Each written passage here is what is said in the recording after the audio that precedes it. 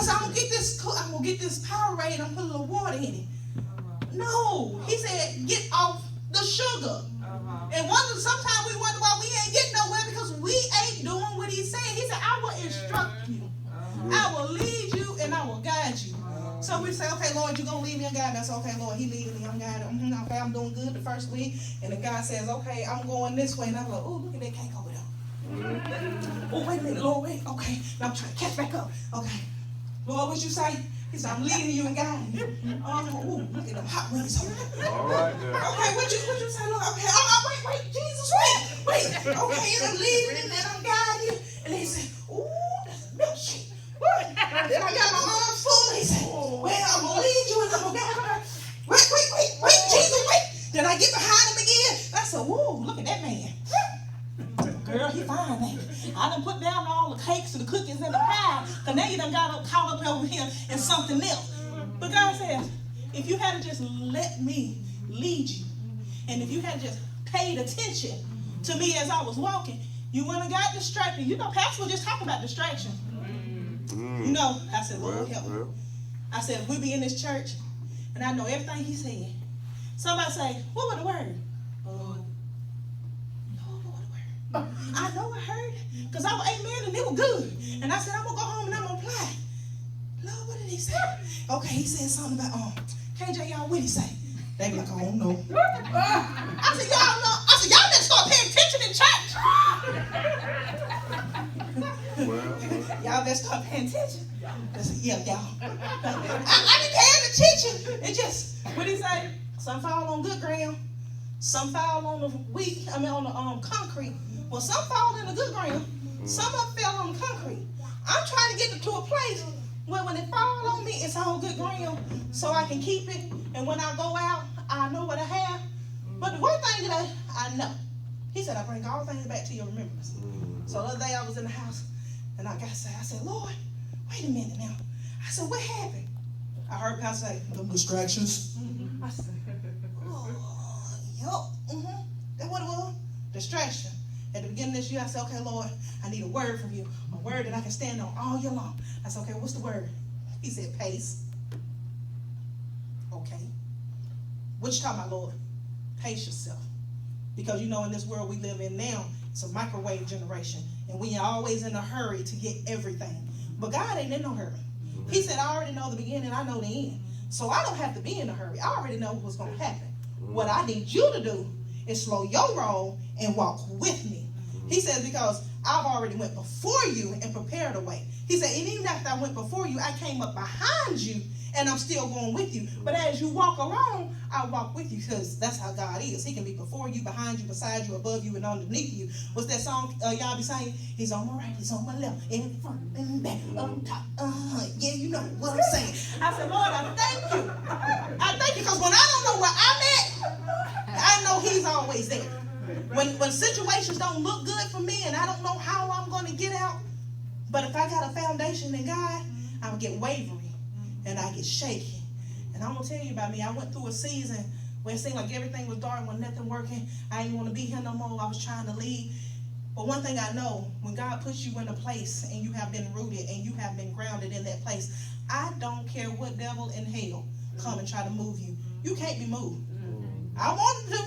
I ain't even come for a couple of days.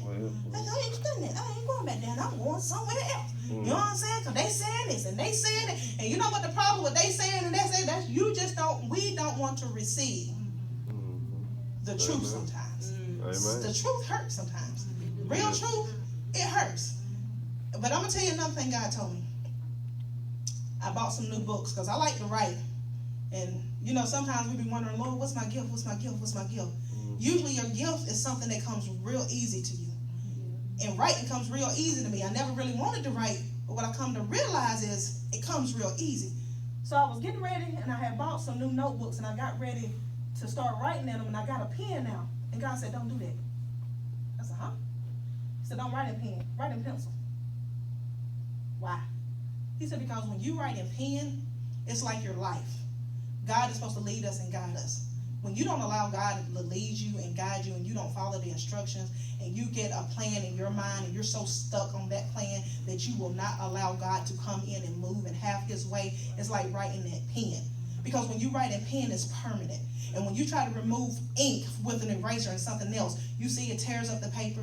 It leaves things behind. You got to scribble it out and all of that. But God said, if you write in pencil, it makes it easier to erase the mistakes. And it's easier for me to come in and change the plan. And when I change the plan that you have wrote in pencil, you don't have as many scars. And see, that's why a lot of us are so scarred up in our lives, because we have tried to do things on our own and we left God out. So God, we're walking with God just like I was following, and God said, come on, follow me. And he's like, no, okay, well, God told me to lose some weight, and I'm like, okay, I want to lose some weight, but I want to do it how I want to do, so I want to come over here and I want to pick up this cupcake. But I'm like, Lord, I still ain't losing no weight. He said, because you're not doing what I told you to do. I told you not to eat the cupcake, but you want to come over here instead of eating the cupcake. You say, I didn't eat the cupcake, but I drank the soda. But it still got just as much sugar as the cupcake got. But then when you don't drink the sugar and the soda, you go over here and you eat all the fried foods. But God said, if you're doing all of this, and then mind you, you're doing all of this, you ain't doing no exercise. You ain't drinking no water. Your exercise is, ooh, girl, I went to the mailbox, I'm back, hey, let me get on the scale. Ooh, girl. All right. Then you want to go take all of these supplements, and you want to take all these pills. You do know that you can take all the weight loss pills in the world, but if you do not change your habits, it's not going to change you. That's how God is. He can take you out of the world, but at some point you got to change your habits. You got to change your mindset. And if you won't let yourself be transformed and let your mind be renewed, you're going to be in here a sinner saint and a saint sinner. You know what that is? It's a saint saying that I'm saved, but I'm still sinning. Too loud. You know what I'm saying? Because we come in here and say, oh, but I'm saved. But I cussed out Keisha right before I walked in the door. Oh, I'm saved. But when I left, I went and watched this porno. Oh, I'm saved. But I went down the street and I laid down with 3-4 different men that y'all don't know nothing about, but I'm going to come in here and I'm going to shout on you. You know, Pastor them already say it all the time, so you know, it ain't like we're getting new information. But the thing is, when are we going to let our minds be transformed and renewed? He said there's only way your mind can be transformed and renewed. And that's the only way that you can receive faith, is by hearing the word of God. If you don't get in the word of God, you can't be transformed.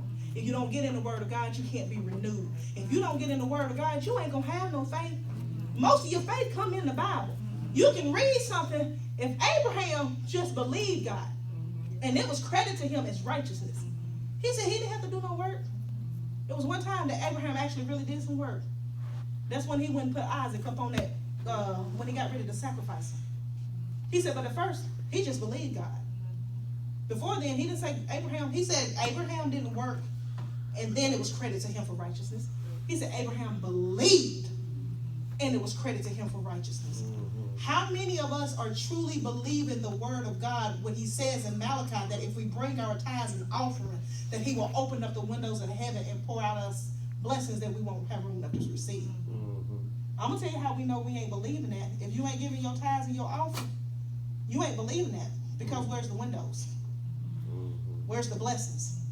Well, I can only do what my word says because that's who he is. He said, I can't do anything outside of my word. So if you don't come and operate in the perimeters of his word, then you can't receive the blessings. Everything he has, there's stipulations for things that God has for you to do. If he's going to give you a blessing, usually he tells you something before. I'm going to heal your body if you stop eating the sugar. Why am I healed? Are you eating sugar? Okay, Lord, well, I cut out some of the sugar, but that ain't what I said. I said cut out the sugar. Okay, Lord, well, now that I realize I can't do that on my own, Lord, help me. Sometimes we act like we're scared to go to God and ask him to do something. He is God. He is our Father. I know one thing. I am never scared to go to my mama and ask for nothing. If I done messed up my money, I ain't scared. If I have messed up my money, I ain't scared. I will go to my mama at any point in time and say, Mama, can I? Mama, will you? Mama. God said, well, why you won't do that to me? I'm the Father. Sometimes stop going to your mama. Stop going to your sister. Stop going to, for one, stop going to the world and telling them your business. I'm going to tell you one thing about social media. And we had this discussion at work. And somebody said, why do people put their stuff on social media? Because they're looking for somebody to affirm them. They're looking for somebody to say, hey, I like that. Hey, yes, they did you wrong.